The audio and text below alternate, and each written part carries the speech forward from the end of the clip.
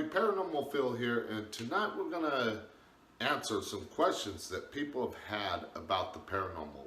Now, I've been in the field 28 years, so I know a thing or two. So please join me as we take another look into the paranormal. So before we get started, if you're new to the channel, be sure to hit the subscribe button down below and the notification bell to get notified when I post my next video. Also, if you like this video and all the other videos on my channel, be sure to give it a like.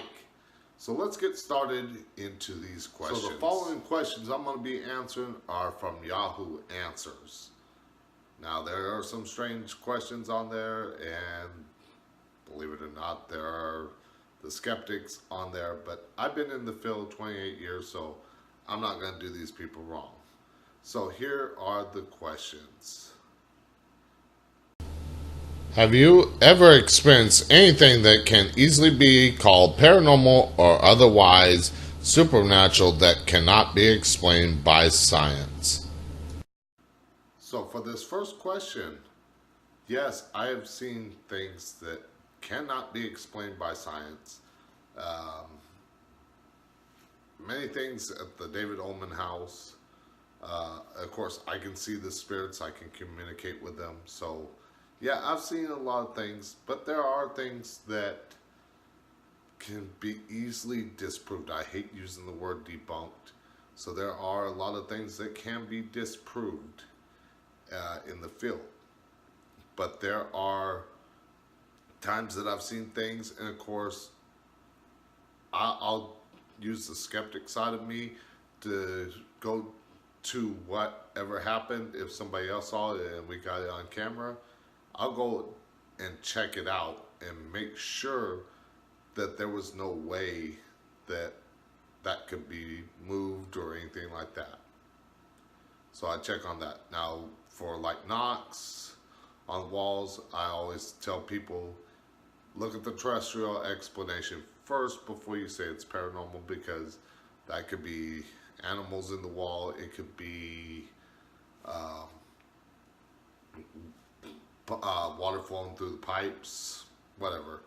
So always look for the terrestrial explanation first before you say it's paranormal. But yes, I have seen things that cannot be explained by science. One thing is a butcher block that was laying on TV, probably about that much over,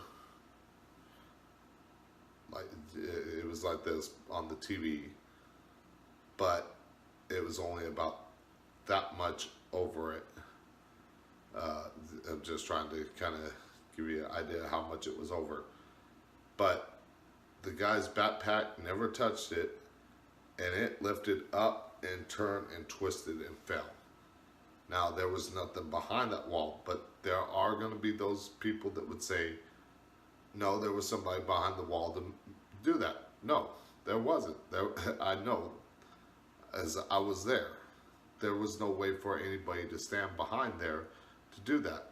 Two, to make it do that, to lift it up like it did, your hand would come into view. Now, there's going to be people that said, okay, well, there was a string that was doing it. No, that was an 18, 20-pound butcher block. No string was going to lift that thing up. So, yes, I've seen things that cannot be explained by science. Is there any single action I can do to feel, see, hear some kind of paranormal activity? So, in this question, this person is asking, is there a single way that they can see, hear, or communicate with spirits? Well, unfortunately, there are many different ways to open up that third eye. And the one I use is meditation. Now, the person mentioned in this question that he's tried the Ouija board and other stuff and it hasn't worked. Well, guess what? And I hate to break it to a lot of people, because a lot of people are going to be saying, well, the Ouija board's bad. The board itself is not bad. It's the intent that you put into the board is what you're going to get out. Now, with that said, I'm going to let you know this, that if you do not know what you're going to do, if you don't know what you're doing, you're liable to open up a doorway for those darker energies to come through, and you're going to put that bad intent in there whether you want to or not. So I suggest not using it at all. But again, it's the intent that you put into the board. Same with anything. Meditation even. If you open yourself up to or put in that darker intent, that's exactly what you're going to get out of it. So I recommend talking to somebody that knows how to do this. I've taken many years of training to learn how to do this. Of course, I was born with this ability, and everybody is born with the ability to see and communicate with spirits. Now, I'm not going to go into the whole Santa Claus effect that I coined the term for to explain it, but I will do a blog post soon to explain it. Or if you want to, go to my first video here on this channel, and I'll post a link down below in the description, and you can check it out for yourself, what I talked about, the Santa Claus effect. But everybody has this ability to see, communicate, and hear spirits. But a lot of people lose that ability as they grow up. But check out the first link in the description down below, and you can find information on the Santa Claus effect. Now, getting back to the question, what I do is I use meditation. Once again, I don't recommend it if you do not know what you're doing. Talk to somebody like myself who has many years of experience opening that third eye, helping people open that third eye after they pushed that ability to the back of their deepest subconscious. So, but it doesn't happen overnight. I will mention that. It's not going to happen overnight. So you have to work at it. So hopefully that answers that question. How effective are ghost boxes for communication with the dead? So for this next question, I'm going to probably get some hate mail for this, but you know what? I'm telling the truth, what I've experienced, what I know, and everything like that. So the thing with Frank boxes, Radio Shack hacks, ghost box, Ovilus, things like that, especially with the Frank's box, ghost box, Radio Shack hacks, what it's doing is scanning through radio frequencies and picking up on different radio frequencies for programs that are on the air at the moment. Now, sometimes those things that people hear can be contextual to the question that you're asking, but I don't put much faith in them because what they are doing, like I said, are running through radio stations very quickly and not stopping. Now, there have been times that I've seen people use them and they hear something and they think it says this, but when somebody else listens to it, they hear something else. Unless it's really clear and it's contextual, I would not say it's paranormal.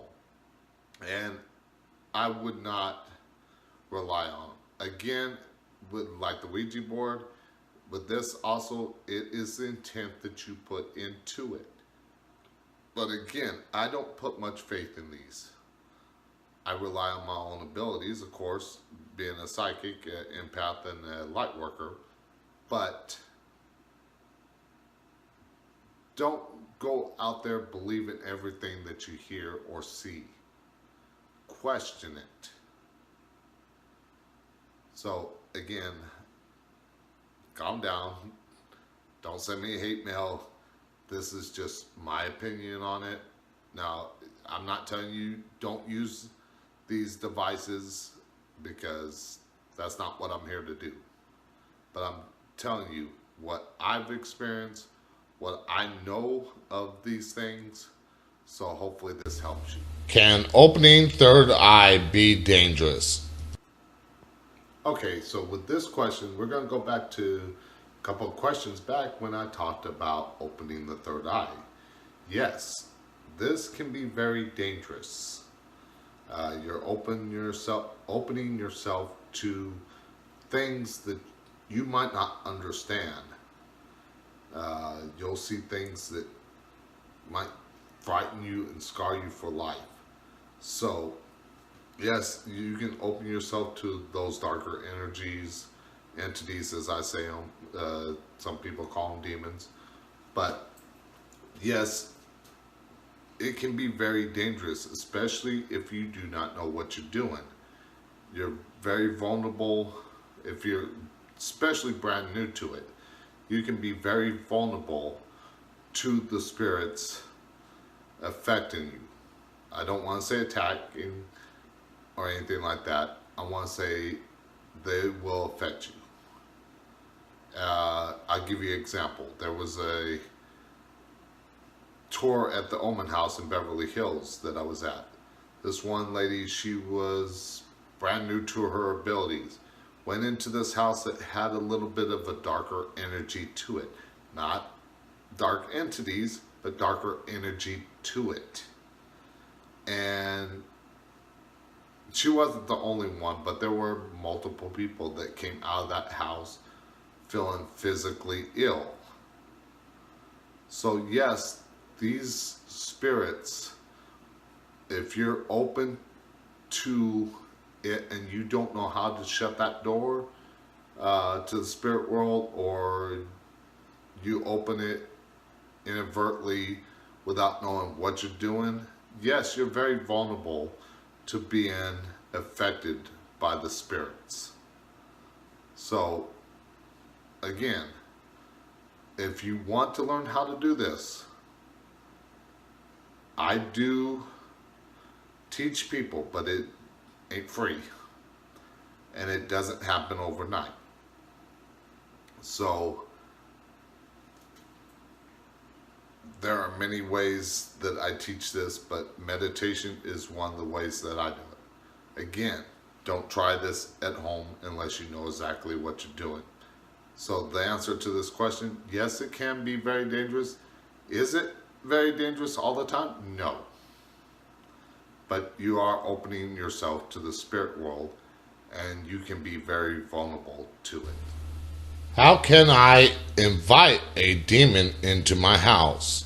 So this next question upsets me a little bit, because why would you want to invite something of a darker nature into your own home? And of course, it's probably a little kid, teenager, thinks nothing bad's gonna happen, but he wants to scare his sister. Well, did you think that you can control this darker energy or demon if you wish? No. So you're going to get scared as well, and then you're going to end up having to call somebody like myself to get rid of it. So don't do this, folks. Don't try to summon demons or any dark energy, because it's not going to turn out great. And then again, like I said, you're going to have to call somebody like myself to come in and get rid of this entity. So don't do it. Don't play with stuff that you do not understand. Again, this question angered me a little bit. So don't mess with things that you don't understand. Is it true that paranormal entities can feed on fear? Could that be why I have so many experiences with ghosts and other beings?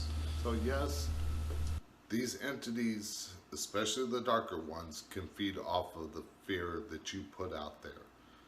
Now, they feed off of the energy of, if you've ever been to a haunted location, notice batteries dying, and things that have brand new batteries and you can't explain it. Even your cell phone, just you had a full battery and it died completely. Yes, they use that energy, and they do use your own energy to feed off of that fear that you have. Now, of course, when I go into locations and do cleansing of homes, which I'm going to mention at the end of this video, I don't go in showing any fear whatsoever.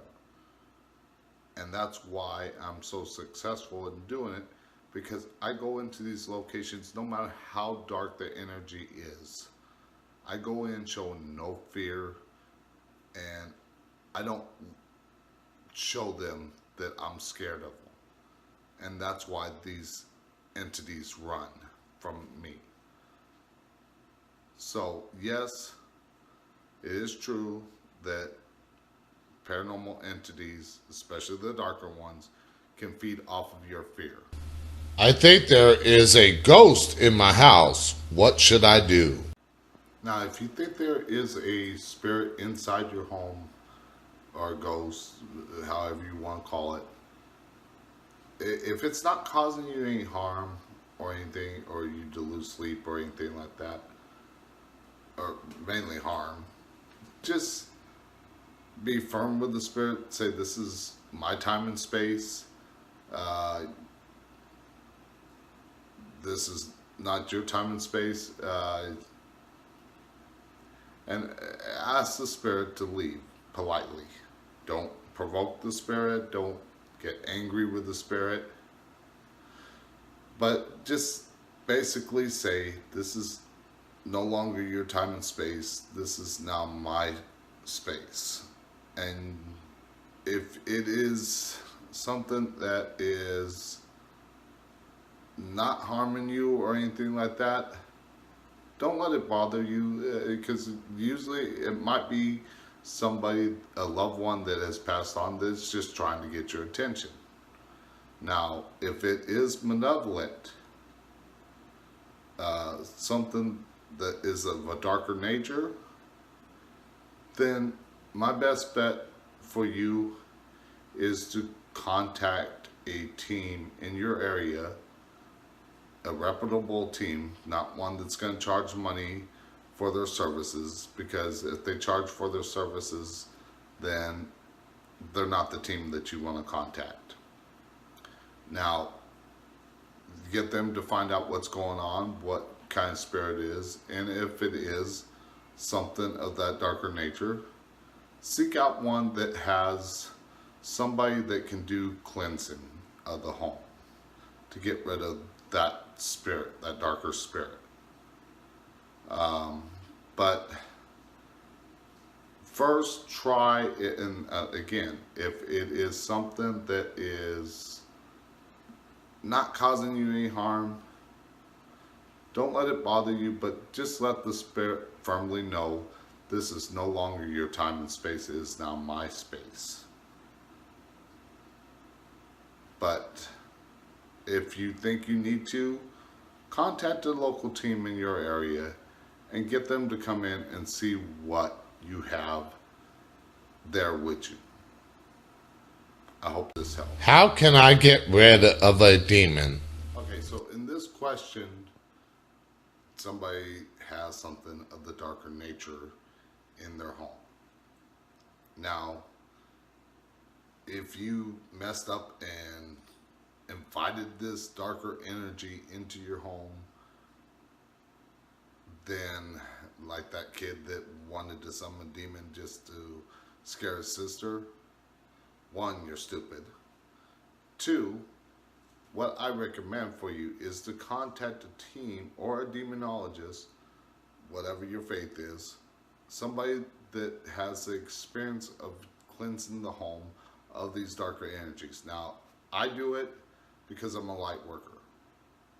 I'm more of a freelance light worker. And I can do it for a charge. I don't do it for free anymore. unless I come to your home with the team, that team calls me in. But if you want me to just come in and do it, or even remotely, I do charge for that service. But getting back to the question. Now, like I said, contact somebody that has somebody like myself that can get rid of these darker energies, whether it be somebody of your faith, demonologist, or some psychic medium that is very powerful and knows how to get rid of it. Don't just go to anybody. Go to somebody that has a reputation for doing this kind of work. Somebody that has many years experience getting rid of these darker spirits. Don't try to do this on your own, because it could make it worse. So, first off, don't invite the darker spirits or darker energies or demons, however you want to call it, into your home in the first place. Second, if you do have it and it's no fault of your own, then again, contact somebody like myself or a team in your area that has somebody that is experienced with getting rid of these darker entities, energies or demons, however you want to call it. Call it demonologist. I don't care, but if you're losing sleep over it, that is my recommendation for you. What are orbs? So for this next question, there's a lot of different answers for it. Now, a lot of people that see the TV shows and believe it wholeheartedly without questioning anything, they're going to say it's a spirit. But guess what, people? Orbs are can't only be spirits. They can be dust particles. If you're outside, mist, bugs can show up as light balls, especially on night vision cameras, security cameras, closed circuit TV cameras that have that night vision. Yes, these things can be just as simple and explainable. The terrestrial explanation, as I mentioned earlier in the video, of being, like I said, dust, rain or mist, or bugs. So don't jump to conclusions right away and say, oh, there's an orb, it's paranormal. No. Now, if you do see it doing something very strange, again, question it, because if you see a bug, orb do this number and stuff like that, it could be a bug. Don't put it right off to being a spirit. But I'm not saying that orbs are not spirits, but most of the time they are very explainable, such as the dust, the bugs, the mist, and stuff like that. So hopefully that answers that question for you. Why doesn't the Long Island medium have ghost hunters and do what the people in Insidious did for everyone? So the last question for this video is, and I took it as somebody that has been watching too many horror movies, and especially I'm not going to mention the name of the movie. You can read it in the question because I don't want to get no copyright infringement. But no psychic is ever going to be 100% right. Also, no psychic is trained to do stuff like myself, get rid of these entities. Now, I do not know the psychic. I've never seen the show. I don't know what her abilities are. I've heard of her, but I don't know her abilities. And sometimes psychics like working alone. They rather work by themselves, because if they get information from the spirit world and they're with some people, somebody talking about something might actually corrupt what they're getting, and or the spirits that are attached to that person might interfere in what they're trying to work with. So sometimes psychics, mediums, empaths, sensitives, clairvoyants, clairaudience, light workers, they like to work alone. Now, I do work with teams on a case-to-case basis now, because I'm pretty much retired from the field after 28 years. But that doesn't mean that I don't like to work alone, because when I go into a place for a case, I let the team go in there and find out what's going on, but I don't follow. I wait until after they've gone in, and I'll go in afterwards and pick up what I get, because I don't want anything told to me that might corrupt my thinking on what is going on at the location. So again, some psychics just like to work alone. Now, as far as like that movie, yes, there is a premise for that movie, even though this person, I think, took it as a joke, watching too many movies like this and thinking this is what happens. The same thing with the TV shows. The TV shows, you're only seeing a small portion of what really goes on in an investigation. What it takes to sit up, what it takes to go in and find out what's going on, the long hours of sitting in complete darkness, maybe not getting nothing. So if you watch these shows, don't think they're showing you everything that happens or what they go through. Again, some psychics do not like to work with teams, so take it at that. So I hope you enjoyed this video and these questions and answers. So as I said, I am a psychic, an empath, and a light worker. And if you need services such as psychic readings, cleansing homes or businesses, energy healing, or advice, just plain out advice for anything, go to Paranormal Phil on Facebook or paranormalphil.weebly.com. Check out the services that I offer.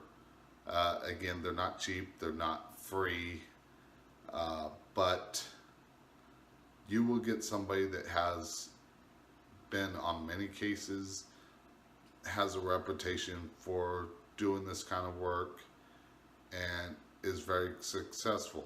Again, no psychic is ever going to be 100% right, because if we were, we would win the lotto every single time. So hopefully this video was helpful for you. A link to Paranormal Phil is down below, the Facebook page and the website. And until I post the next Into the Paranormal video, thank you, and I shall see you on the dark side.